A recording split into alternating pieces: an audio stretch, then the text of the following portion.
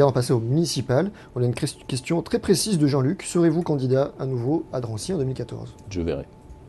Je vous dis tout simplement, il y a une réforme en cours qui me paraît extrêmement dangereuse. Ça intéressera sans doute pas tous vos internautes.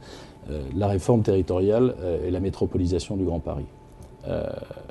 Cette réforme, qui pour le compte en est une, me paraît extrêmement dangereuse à plus d'un titre. D'abord, elle va faire des maires des gens qui vont expliquer pourquoi ils n'ont pas les moyens de faire la politique pour laquelle ils ont été élus.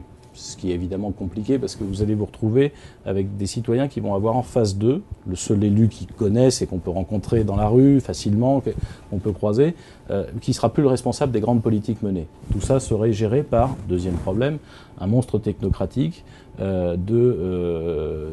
gérerait 6 millions d'habitants avec plus de 450 élus pour gérer ça, plus que le Sénat. On est fou. Parce que quand vous mettez 450 élus dans une machine, ce n'est pas les élus qui dirigent, c'est l'administration.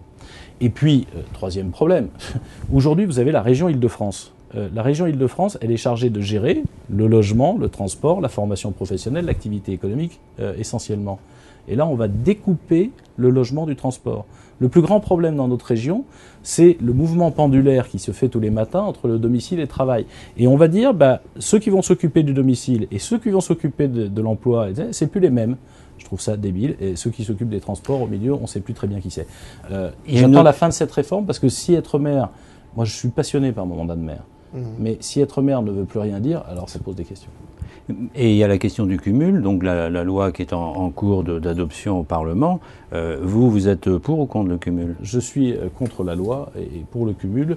Je pense qu'un équilibre, là encore, comme d'habitude en France, on réagit sans réfléchir. Un bon équilibre serait, en l'occurrence, un mandat exécutif, c'est-à-dire un mandat où vous agissez, et un mandat représentatif. Cet équilibre-là, d'ailleurs, la plupart des élus qui sont dans cette situation-là parviennent à le faire.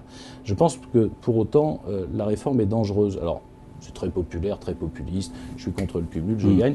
D'ailleurs, j'observe que c'est réellement dans cet esprit-là que le président de la République l'a engagé. Mais je veux juste pour maintenant, d'enregistrer, c'est très bien.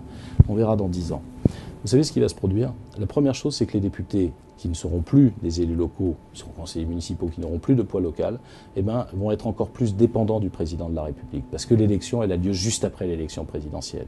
Et ça veut dire quoi? Ça veut dire que dans un pays comme le nôtre, qui est déjà le seul pays occidental, où le chef de l'État concentre tous les pouvoirs, il a peu de contrepoids au Parlement. Vous aurez des parlementaires qui n'auront pas la capacité de contrepoids parce qu'ils dépendront totalement du président de la République. La deuxième chose, c'est que, on le voit là sur un certain nombre de nos collègues, l'idéologisation du débat public va s'accélérer.